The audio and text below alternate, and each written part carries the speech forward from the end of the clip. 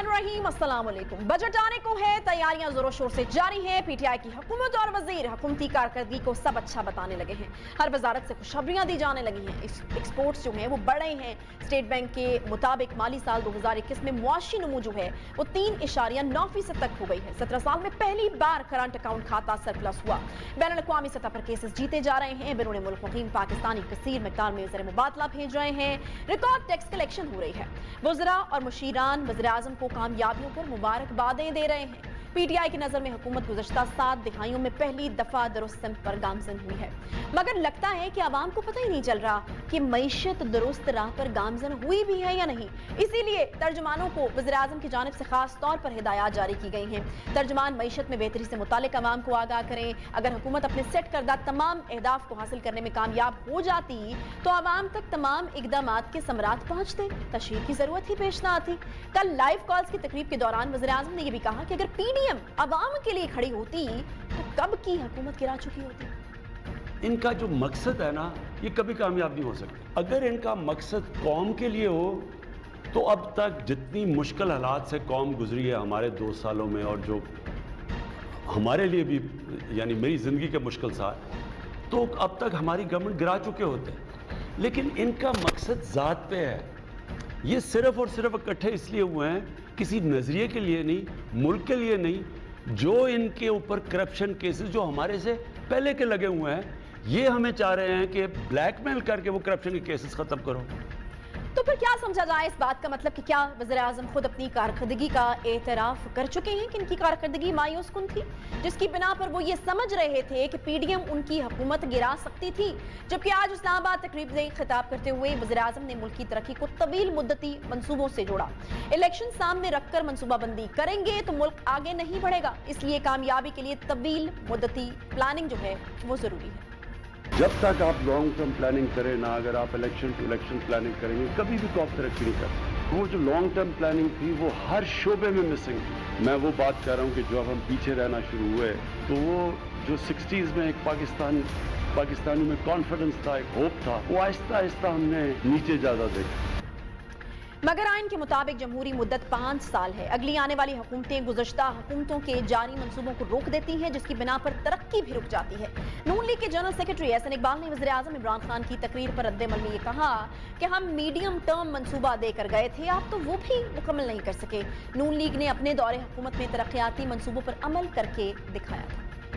वज़ीर आज़म और उनके वज़रा नहायत ढिठाई के साथ जब टीवी पर और टॉक शोज में आके लोगों को ये खबर सुनाते हैं कि मईशत को 4 चांद लग रहे हैं, तो ये अवाम के जख्मों पे नमक छिड़कने की मुतरादिफ है। 2 काम जानते हैं, एक वो दर्स दे सकते हैं, लेक्चर दे सकते हैं, और दूसरा वो सदके, खैरात और चंदे इकट्ठे करते हैं जिसमें उनका कोई सानी नहीं, चूँकि पिछले 25-30 साल से उन्होंने यही काम जिंदगी में सीखा है। आप तो मीडियम टर्म मंसूबा जो हम आपको तश्तरी पे रख के पेश करके गए थे उसे नहीं मुकम्मल कर सके या उसे लागू नहीं कर सके। आपने लॉन्ग टर्म प्लानिंग क्या करनी है?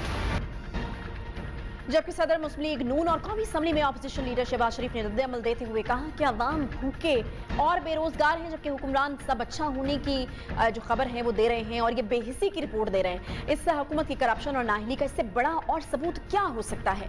बजट आने को है, हुकूमत की कारकर्दगी का एक और साल सामने आने को है, और वज़ीर-ए-आज़म इमरान खान ये दावा कर रहे हैं कि आइंदा बजट में अवाम को रिलीफ फराहम करेंगे। अब किस हद तक ये दावे सच साबित होते हैं ये तो अवाम को खुद ही पता चल जाएगा जब बजट आएगा।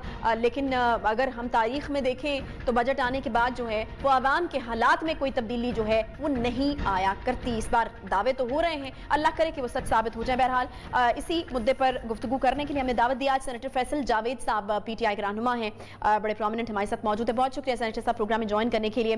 सेनेटर साहब, कल अवामी कॉल्स ली वज़ीर-ए-आज़म साहब ने, बड़ा अच्छा इनिशिएटिव, हर तरफ से इसको सराहा भी जा रहा है कि वज़ीर-ए-आज़म साहब ने ये बड़ा अच्छा एक सिलसिला शुरू किया है, लोग बराह रास्त जो है वज़ीर-ए-आज़म साहब से बात कर सकते हैं। उन्होंने कहा कि अगर पीडीएम अवाम के लिए खड़े होते तो हुकूमत गिरा चुके होते।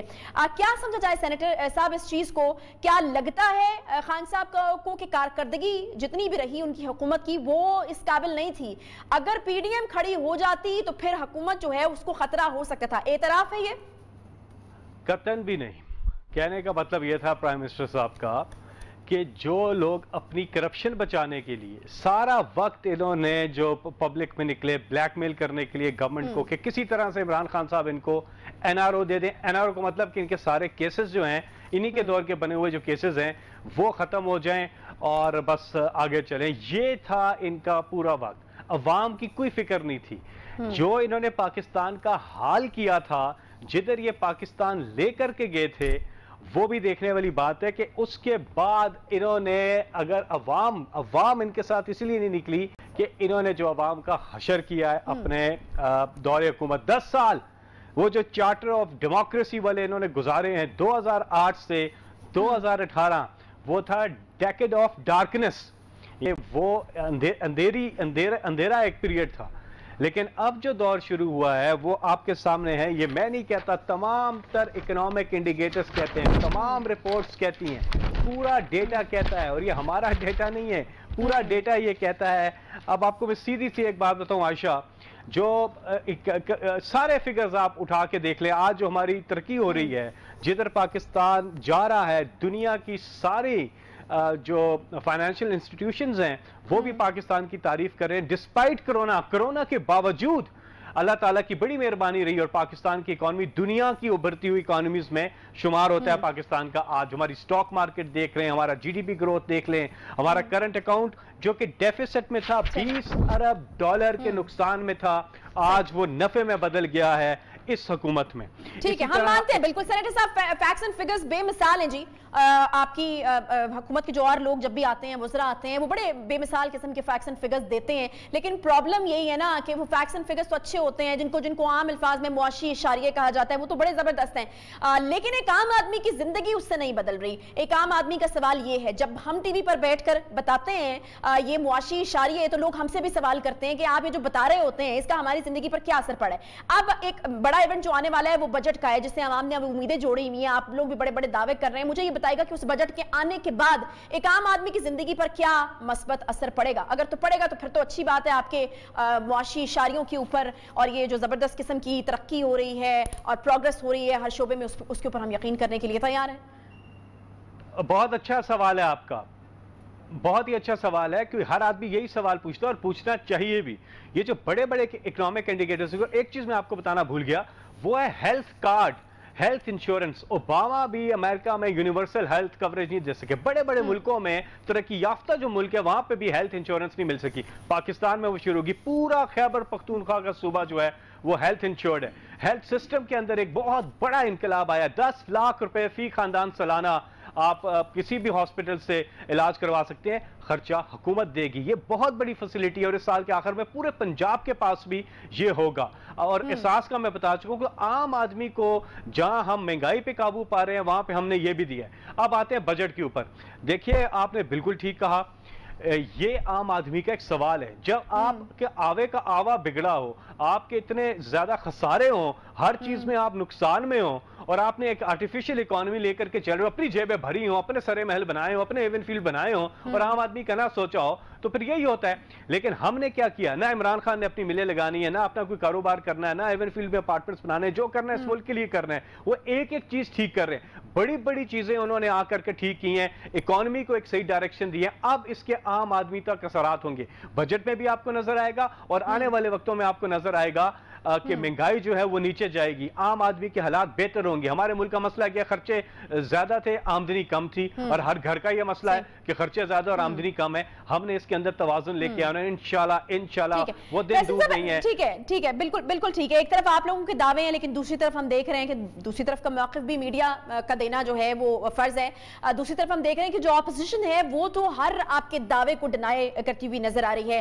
زخموں پر نمک چھڑکنے کے مترادف ہے یہ جو فیکٹس اینڈ فگرز آپ بتاتے ہیں عام آدمی کے. یہ کہا ہے حسن اقبال صاحب نے, وہ یہ کہتے ہیں کہ وزیر اعظم اور ان کے مشیر جو ہیں وہ جھوٹ بول رہے ہیں. تو جو بھی آپ چیزیں بتاتے ہیں ان کو ڈینائی کر رہی ہے جو اپوزیشن ہے. پھر وہ کہتے ہیں کہ خان صاحب جو ہیں وہ باتیں کرنا اور چندہ لینے جانتے ہیں, کام نہیں جانتے, اور جو منصوبے ہم نے شروع کیے تھے وہ تو ان سے پورے نہیں ہوئے. تو کون سی لانگ ٹرم جو پلاننگ کی ہے, منصوبہ بندی کی یہ بات کرتے ہیں. انہوں نے شارٹ ٹرم کوئی منصوبہ مکمل نہیں کیا, تو لانگ ٹرم کیا کرنا ہے؟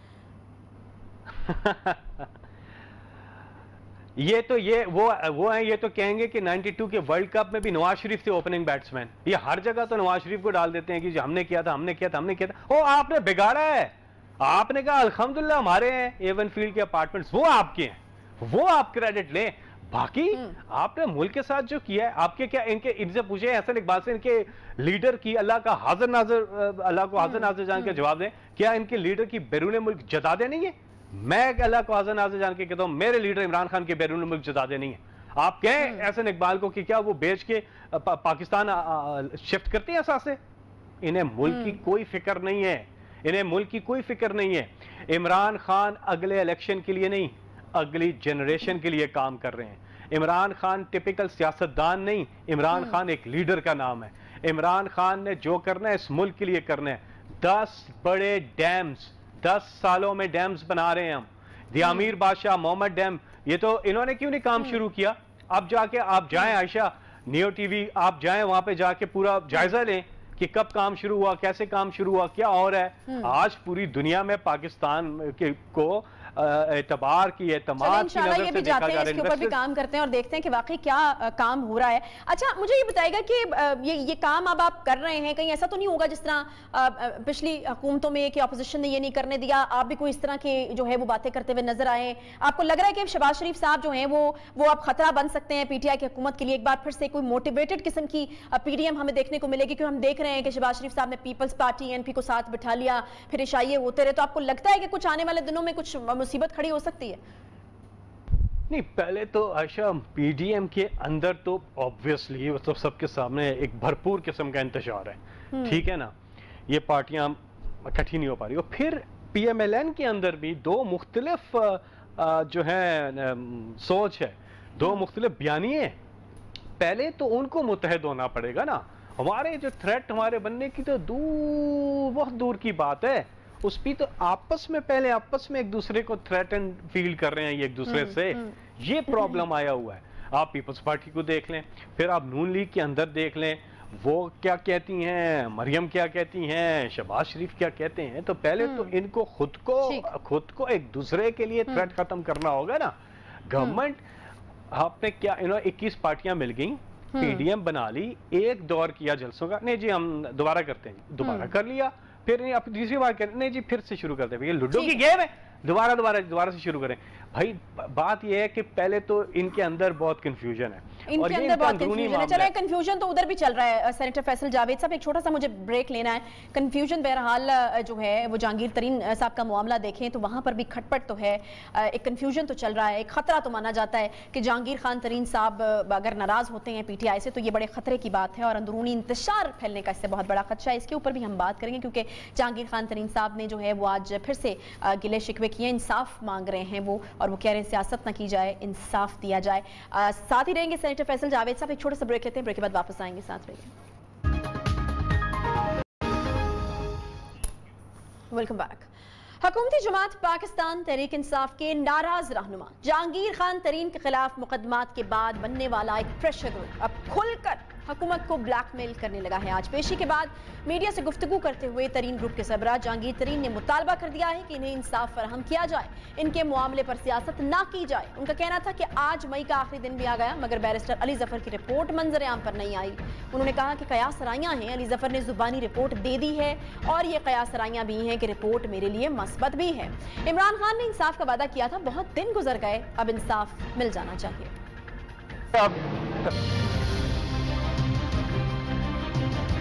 خان صاحب نے وعدہ کیا کہ یہ ایک آزاد پارٹی کے رکن کو لگایا جائے گا. علی ظفر صاحب کو میں بہت انتہائی ریسپیکٹ کرتا ہوں, انہوں نے بڑی محنت کی, اپنی پوری انویسٹیگیشن تھی اس کو مکمل کر لیا. ہمیں امید تھی کہ ابھی تک ان کی رپورٹ منظر عام پہ آ جائے گی. آج مئی کا آخری دن ہے مگر ابھی تک نہیں آئی. یہ بھی کیا سرائیاں ہیں کہ پرائم منسٹر کو زبانی رپورٹ دے دی ہے. یہ بھی کیا سرائیاں ہیں کہ وہ رپورٹ جو ہے وہ کافی ہمارے لیے مثبت ہے. پرائم منسٹر صاحب نے انصاف کا وعدہ کیا تھا, بہت دن گزر گئے, اب انصاف مل جانا چاہیے. علی ظفر صاحب نے اپنی رپورٹ میں کہا ہے اس کے اوپر ایکشن لیا جائے, ہمارے ساتھ سیاست نہ کی جائے, ہمارے ساتھ انصاف کیا جائے. तरीन ग्रुप की जानिब से अब हुकूमत को दबाव में लाने की हर मुमकिन कोशिश की जा रही है। हर तरह का कार्ड खेला जा रहा है। हुकूमत से लहदगी के साथ साथ इस्तीफों का कार्ड भी खेला जा रहा है। दबे अल्फाज में बजट कार्ड का इस्तेमाल किया जा रहा है और अब मजहब कार्ड का इस्तेमाल भी शुरू हो चुका है। तरीन ग्रुप से ताल्लुक रखने वाले मेंबर पंजाब असम्बली नज़ीर चौहान ने चंद रोज कबल एक टीवी इंटरव्यू में मुशीर बराए इत्तेसाब व दाखिला शहजाद अकबर पर कुछ मजहबी अकायद से मुतालिक भी कुछ इल्जामात आयद किए थे। बाद उन्होंने एक दूसरे इंटरव्यू में कहा कि जज्बाती होकर इनके मुंह से ये अल्फाज निकल आए थे, मगर फिर एक प्रेस कॉन्फ्रेंस में उन्होंने फिर से ना सिर्फ वो इल्जामात दोहराए बल्कि दावा किया कि वो इन इल्जामात को साबित भी करेंगे। साथ ही उन्होंने आला इदारों को मुखातिब करते हुए कहा कि मुल्क को बचाने कहीं ऐसा ना हो कि ये तुर्की बन जाए, कहीं देर ना हो जाए। शहजाद अकबर के कहने पे FIA के कितने सीनियर लोग लगाए गए हैं। शहजाद अकबर के कहने पे कितने पुलिस के अंदर हाई ऑफिसर्स लगाए गए हैं। आला अदारे जो मुझे सुन रहे हैं, खुदा के लिए मुल्क को खूनी इनकलाब से बचा लें। ऐसा ना हो कि वो वक्त हाथ से निकल जाए, ऐसा ना हो कि तुर्की यहाँ बन जाए। कि खुदा के लिए आप तो बड़ी सोच समझ के फैसला करते हैं, कहीं देर ना हो जाए। बाद मुशीर इत्तेसाब दाखिला शहजाद अकबर की जानिब से एक ट्वीट में इन तमाम इल्जामात को मुस्तरद भी किया गया। उन्होंने लाहौर के थाना रेस कोर्स में नज़ीर चौहान के खिलाफ मुकदमे के इंदराज के लिए दरखास्त दी, जिसमें उन्होंने मौक़िफ़ अख्तियार किया कि नज़ीर चौहान ने मेरे मजहबी अकायद को नुकसान पहुँचाकर मेरे वक़ार, मुल्कियत और जान को जो है वो खतरे में डाल दिया है। पुलिस की जानिब से मुकदमा दर्ज किया गया तो नज़ीर चौहान गिरफ्तारी देने थाना रेस कोर्स भी पहुँच गए। जबकि ज़राए का कहना है कि हम ख्याल ग्रुप के इजलास में नज़ीर चौहान को केस जो है वो कानूनी महाज पर भरपूर अंदाज में लड़ने की हिदायत की गई है। बज़ाहिर तो यही लग रहा है कि तरीन ग्रुप किसी भी तरह मुशीर इत्तेसाब दाखिला शहजाद अकबर साहब को उनसे ओहदे से अलहदा जो है वो देखना चाहता है। इसी सारी सूरत हाल पर बात करेंगे और जानेंगे कि क्या वाकई वज़ीर आज़म इमरान खान को बैरिस्टर अली ज़फ़र की जानिब से रिपोर्ट पेश कर दी गई है। क्या जहांगीर तरीन साहब को क्लीन चिट दी जा रही है या हुकूमत तरीन ग्रुप को साथ लेकर महज बजट पास करवाना चाहती है, क्योंकि ये भी एक बहुत बड़ा मुद्दा और कहा जा रहा है कि शायद बजट से पहले जो है वो इस तरह की कोई चीज़ नहीं करना चाहती हुकूमत, बिकॉज एक थ्रेट हो सकता है तरीन ग्रुप बजट पास कराने में एक बड़ी रुकावट बन सकता है। सेनेटर फैसल जावेद साहब हमारे साथ ही मौजूद है। सेनेटर साहब, ये एक बार फिर से हम देख रहे हैं कि जहांगीर खान तरीन साहब की तरफ से गिले शिकवों का एक सिलसिला शुरू हो गया। बीच में जरा थोड़ा थम गया था, लगा चीजें बेहतर हो रही हैं, लेकिन उसके बाद फिर अब कहा यह जा रहा है कि सियासत ना की जाए, बहुत दिन गुजर चुके, अब इंसाफ जो है वो फराहम कर दिया जाए। क्यों हो रही है सियासत, क्यों नहीं दिया जा रहा इंसाफ तरीन साहब को? मुझे जितना पता है वो ये है कि इमरान खान साहब जो हैं वो जब उन्होंने तहरीक इंसाफ की बुनियाद रखी तो उसका नाम है तहरीक इंसाफ, यानी कि इंसाफ की तहरीक।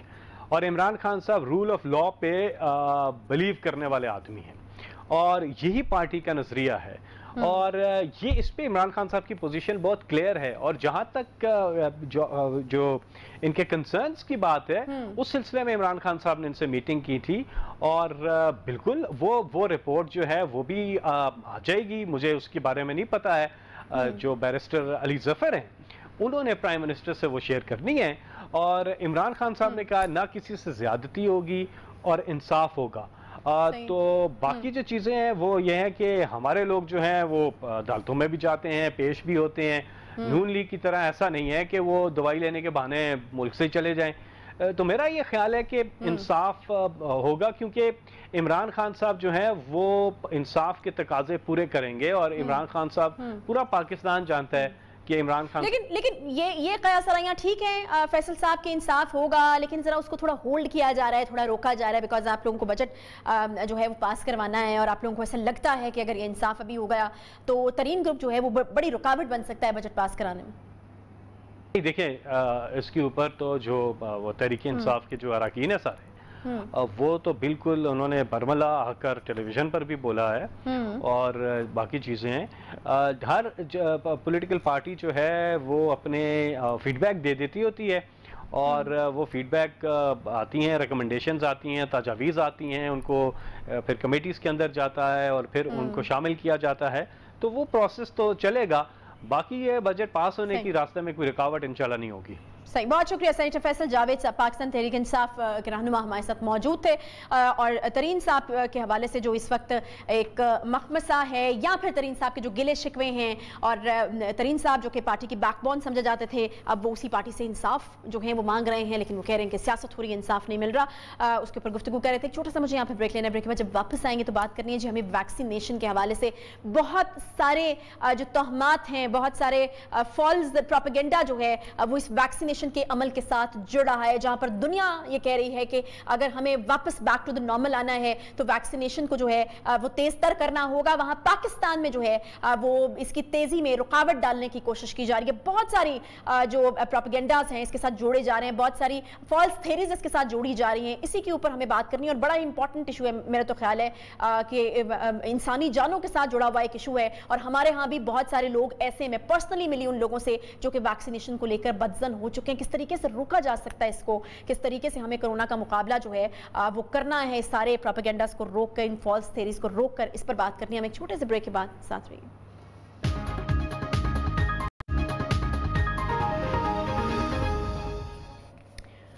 कोरोना वायरस से बचाव के लिए बनाई जाने वाली वैक्सीन हमारे मुदाफती निजाम को मजबूत करती है, वायरस को रोकने के लिए एंटीबॉडीज तश्कील देती है। वैक्सीनेशन के बाद जिस्म इस वायरस से लड़ने के लिए बिल्कुल तैयार हो जाता है। और सबसे अहम बात यह है कि ये वैक्सीन बिल्कुल महफूज है, तभी दुनिया भर में जोरों शोर से लगाई भी जा रही है और लोगों को कोरोना वायरस से महफूज रखा जा रहा है। कोरोना वायरस से बचाव के लिए बनाई जाने वाली वैक्सीन से मुताल्लिक गुमराह कुन जो प्रोपेगेंडा है इस वक्त वो चल रहा है और बड़ा ही फॉल्स थ्योरीज जो है वो बनाई जा रही है। जब से ये वैक्सीनेशन मार्केट में अभी आई भी नहीं थी, अवाइल से ही सोशल मीडिया पर बताया जाने लगा कि शायद वैक्सीन न्यू वर्ल्ड ऑर्डर लाने की कोई साजिश है। अफवाहें फैलाई जाती रही कि इस वैक्सीन के जरिए से हमारे जिस्म में कुछ चिप एंटर कर दी जाएगी जो हमें ट्रैक करने के हवाले से दुश्मन की मदद देगी। पता नहीं, ये शायद हो सकता है कि फिल्मों से ये हमने जो है ये ख्याल उठाया हो। ये भी कहा जाता रहा कि इस चिप के जरिए से इंसान को कंट्रोल किया जा सकेगा। यही नहीं बल्कि वैक्सीन के बाद जिस्म से बिजली की पैदावार भी शुरू जो है वो कर दी जाएगी। लोग जाली वीडियोस बनाते रहे। वैक्सीन करवाने के बाद बाजू के इस हिस्से पर जहां पर इंजेक्शन लगाया जाता है वहां पर बल्ब रखकर उसे जलाने का दावा भी करते रहे। कुछ लोग बाजू से मकनातीस को चिपकाने का जो तजर्बा है वो भी फिल्माते रहे और दावा करते रहे कि शायद इनके जिस्म में मैग्नेट दाखिल कर दिया गया है। बाज लोग खबरें ये फैलाते रहे कि कोरोना वैक्सीन जिनसी मसाइल को जन्म देती है। खुदा न खास्ता वैक्सीन लगवाने वाले अफराद बांझपन का शिकार हो सकते हैं। मगर इस सबसे बढ़कर गुज़श्ता चंद दिनों से एक और खबर सोशल मीडिया की ज़ीनत बनी हुई है। जी, दुनिया भर में इस हवाले से अफवाहें फैलाई जा रही हैं। पाकिस्तान में भी ये अफवाह धड़ाधड़ सोशल मीडिया की ज़ीनत बनती रही। गुज़श्ता कई रोज से सोशल मीडिया पर एक खबर का तराशा वायरल हो रहा है जो फ्रांसीसी नोबेल इनाम याफ्ता साइंसदान से मंसूब किया गया है। खबर में यह दावा किया जा रहा है कि कोरोना वैक्सीन लगवाने वाले अफराद 2 साल के अंदर मर जाएंगे। इस हवाले से वफाकी वजारत सेहत ने वजाहत भी जारी की और इस खबर को मन घड़त करार दिया। वजारत सेहत के मुताबिक नोबेल इनाम याफ्ता साइंसदान ने अपने इंटरव्यू में कोई ऐसी बात कही ही नहीं कि वैक्सीन लगवाने वाले 2 साल में मर जाएंगे। अफवाह फैलाने की गर्ज से खबर के जाली तराशे तैयार किए गए जिससे लोगों में खौफ पैदा हुआ। मगर सवाल यह है कि आखिर ऐसा प्रोपेगेंडा किया क्यों जा रहा है? कोरोना वैक्सीन से मुतालिक मन घड़त अफवाहें फैलाने के असरात क्या हो सकते हैं? क्या सोशल मीडिया पर किए जाने वाले दावों में कोई हकीकत भी है या नहीं है? इस पर हम बात करेंगे। डॉक्टर जावेद अकरम साहब हमारे साथ मौजूद हैं जी, यूनिवर्सिटी ऑफ हेल्थ साइंसेज के वाइस चांसलर हैं। इसके अलावा हमने मदऊ किया है मुफ्ती डॉक्टर खलीकुर रहमान साहब को भी कि हम उनसे भी थोड़ी रहनुमाई इस हवाले से हासिल कर सकें। सबसे पहले डॉक्टर जावेद अकरम साहब, मैं आपकी तरफ आना चाहूंगी। डॉक्टर साहब, कोरोना का एक बहुत बड़ा चैलेंज तो हमारे पास पहले ही मौजूद था, उससे निपटने के लिए हम हर मुमकिन कोशिश कर रहे हैं, लेकिन ये जो इस तरह के फॉल्स प्रोपेगेंडा और जो फॉल्स किस्म की थ्योरीज फैलाई जा रही हैं, ये कितना बड़ा चैलेंज है और आपको क्या लगता है कि वक्त की कितनी बड़ी जरूरत है कि इनको फौरन से रद्द किया जाए, रोका जाए और आवाम को जो है वो एक अवेयरनेस दी जाए कि वैक्सीनेशन जरूरी है? बहुत शुक्रिया जी आपका। देखें, वैक्सीन जहां तक हमने तो क्योंकि स्टडी की और कर भी रहे, तकरीबन 36,000 लोगों को हम लगा चुके हैं और मेरा ख्याल है तकरीबन कोई 8-9 महीने हो चुके और उसमें मुझे खुद भी लगी हुई है, तो जाहिर है फिर अगर हम वो थ्योरी माने तो हमारे पास मान जाएगी। तो इसलिए मैं समझता हूँ कि ये जो हमने ये देखा कि 5% लोगों को एक दिन रहा ठीक हो गया, तो ये कोई वैक्सीन नई चीज तो नहीं है। 1740 में स्मॉल पॉक्स की वैक्सीन दरियाफ्त हुई इसी टेक्नोलॉजी से। ठीक है डॉक्टर साहब, मैं आपके पास वापस आती हूँ। सॉरी, आपकी आवाज़ थोड़ा कट रही है, मैं वापस आती हूँ आपके पास। मुफ्ती डॉक्टर खलीकुर रहमान साहब हमारे साथ मौजूद है। मुफ्ती साहब बहुत शुक्रिया प्रोग्राम में ज्वाइन करने के। मुफ्ती साहब, एक ऐसी वबा जिसने पूरी दुनिया को अपनी लपेट में ले रखा है और उससे इंसानी जानों को जो है वो इतना बड़ा खतरा है, अगर ऐसी सूरत के अंदर एक वैक्सीनेशन एक नई ईजाद है, अगर वो ईजाद होती है और फिर उसके हवाले से इतना منفی پروپیگنڈا اور اس طرح کی چیزیں. ہمارے ہاں بہت سارے ایسے لوگ ہیں جو شاید اس کو وہمات کا شکار ہیں, تہمات کا شکار ہیں, ویکسینیشن نہیں لگوانی چاہیے, یہ ہو جائے گا, وہ ہو جائے گا. اگر میں آپ سے یہ پوچھنا چاہوں کہ اس طرح کی وبا کی صورت میں ہمارا اسلام کی روح سے کیا فرض بنتا ہے؟ مطلب اگر ہم ویکسینیشن سے پیچھے ہٹ جائیں گے تو پھر تو ہم ذریعہ بنیں گے اس وبا کو مزید پھیلانے کا. اسلام کیا کہتا ہے؟ بسم اللہ الرحمن الرحیم. دیکھیں عائشہ بہن, بات یہ ہے کہ اسلام تو آپ کو ویکسینیشن سے, علاج سے نہیں روکتا. اور ہمارے ہاں جو یعنی علاج کی بھی دو قسمیں ہوتی ہیں. ایک یقینی علاج ہے, بندہ بیمار ہے یقینی طور پر آپ اس کا علاج کر رہے ہیں, ٹھیک ہے. ایک پیشگی علاج ہے. اسلام تو آپ کو پیشگی علاج کی بھی اجازت دیتا ہے. یہ ویکسینیشن پیشگی علاج ہے. یعنی جنہیں کرونا نہیں ہوا, کرونا سے بچانے کے لیے آپ احتیاطی تدابیر کے طور پر ویکسینیشن کر رہے ہیں. اسلام تو آپ کو اس سے بھی نہیں روکتا. ہاں اسلام نے دوا کے حوالے سے کچھ اصول آپ کے سامنے رکھے. ان اصول میں سے ایک اہم ترین اصول یہ ہے کہ دوا کے اندر کوئی ناپاک چیز یا کوئی حرام چیز, کیونکہ ضروری نہیں ہے کہ ناپاک چیز حرام ہو, کوئی ناپاک چیز ملی ہوئی نہ ہو یا کوئی حرام چیز ملی ہوئی نہ ہو, لیکن اس کے اندر بھی بڑی تفصیلات موجود ہیں. صحیح ہے, ٹھیک ہے نا. اسلام آپ کو یہاں تک اجازت دیتا ہے اگر کسی کو بیماری لگ چکی ہے اور ایک دیندار مسلمان ڈاکٹر کہہ دیتا ہے کہ اس بیماری کا علاج اس حرام دوا کے علاوہ کوئی متبادل موجود نہیں, تو اسلام آپ کو اس دوا کی بھی اجازت دے دیتا ہے. صحیح, ٹھیک ہے نا. اسلام کے اندر تو اسلامی قوانین میں بڑی فلیکسیبلٹی ہے.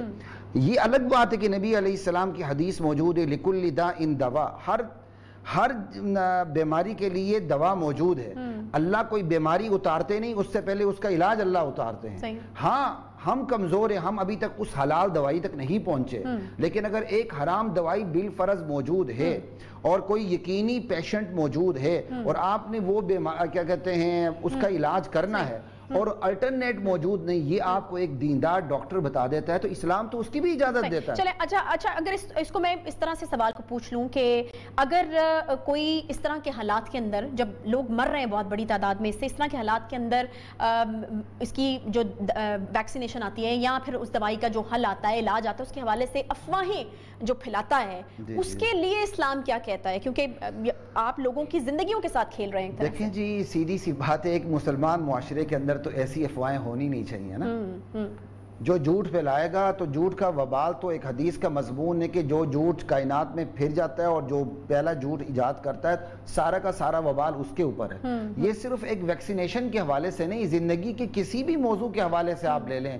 لوگ ریٹنگ کے لیے, لوگ پیسے کمانے کے لیے یوٹیوب پہ یا دیگر سائٹس پہ کمانے کے لیے, ریٹنگ لینے کے لیے ہر قسم کا جھوٹ بولتے ہیں. جب تک ہم جھوٹ نہیں بولتے ہمارا مال بکتا نہیں ہے. یہ تو ہم نے اپنا ایمان بنا لیا ہے, ہم نے تو حلال کی طرف آنا نہیں. دو تین چیزیں آپ کو ایک اور بات بتا دوں. ایک یہ کہا جاتا ہے کہ جی اس کے اندر حرام, جیسے سور کی جیلی شامل ہے, اس دوا کو ویکسین کو محفوظ کرنے کے لیے کہا جاتا ہے. لیکن جب تک گمان غالب نہ ہو کہ اس کے اندر حرام چیز ملی ہوئی نہیں ہے تو اس وقت تک اس کو استعمال کرنا جائز ہے. میں دو تین آپشن بتا دوں کہ یہ بات مکمل ہو جائے.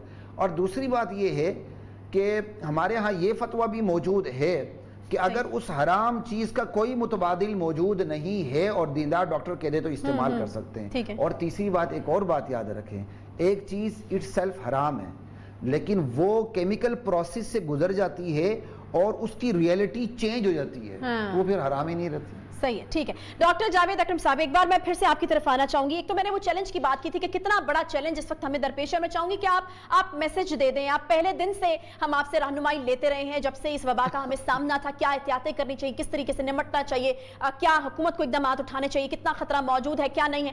اب بات ہو چکی ہے ویکسینیشن کے حوالے سے اور اس کے حوالے سے جو فالس پروپیگنڈا ہو رہا ہے اس پر. میں چاہوں گی کہ آپ کلیئر کٹ ایک میسج دیجئے کہ یہ جو فالس پروپیگنڈا کیا جا رہا ہے اس میں کوئی حقیقت نہیں ہے اور یہ کتنی ضروری ہے اپنی اور اپنے پیاروں کی جان بچانے کے لیے. دیکھیں عائشہ, سب سے پہلے میں یہ کہوں گا کہ جس فیز سے ہم گزر رہے ہیں, اللہ نہ کرے کہ ہماری زندگی میں یہ دوبارہ آئے, یہ میرا خیال ہے ہماری سب کی زندگی ایک فیز سے گزر رہے ہیں. اور اس اندوناک جو ٹنل ہے جس پہ کچھ اس وقت 45 لاکھ لوگ مر چکے ہیں دنیا میں, اور اس کے جو اینڈ رے آف ہوپ ہے اس اندھیری رات کے, وہ صرف ایک افیکٹو اور سیف ویکسینیشن پروگرام ہے. جس کے تحت ہم ہرڈ امیونٹی کریٹ کر سکتے ہیں اور اس وبا کو رخصت کر سکتے ہیں اور زندگی اپنی مرضی کے مطابق گزار سکتے ہیں بغیر جد میں ہوں، اجتماعات یا جلسے جلوس ہوں یا شادی بیاہ ہو.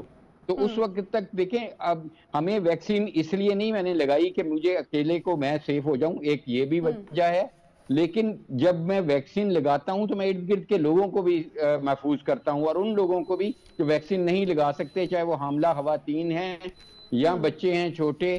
تو ہرڈ امیونٹی ٹھیک ہے، صحیح ہے، ہارڈ امیونٹی کریٹ کرنے کے لیے بھی بہت زیادہ ضروری ہے. فیصل قریشی صاحب نے ہمیں جوائن کیا ہے جی، اور کون ان کے نام سے واقف نہیں ہے، بہت زبردست قسم کے ایکٹر ہیں، مارننگ شو ہوسٹ ہیں اور آج کل یہ بڑے نوبل کاز کے لیے کام کر رہے ہیں. بڑا زبردست نیکی کا کام ہے کہ ویکسینیشن کے حوالے سے جو ہے لوگوں کو اٹریکٹ کرنا یا اویئرنیس دینا. بہت شکریہ فیصل شو میں جوائن کرنے کے لیے. فیصل آپ سے میں بالکل میسج لینا چاہوں گی، یقیناً آپ جیسے جو لوگ ہوتے ہیں اس نیک مقصد کے لیے جب کام کرتے ہیں تو لوگوں کو اپنی طرف اٹریکٹ کرتے ہیں کام آدمی سے زیادہ.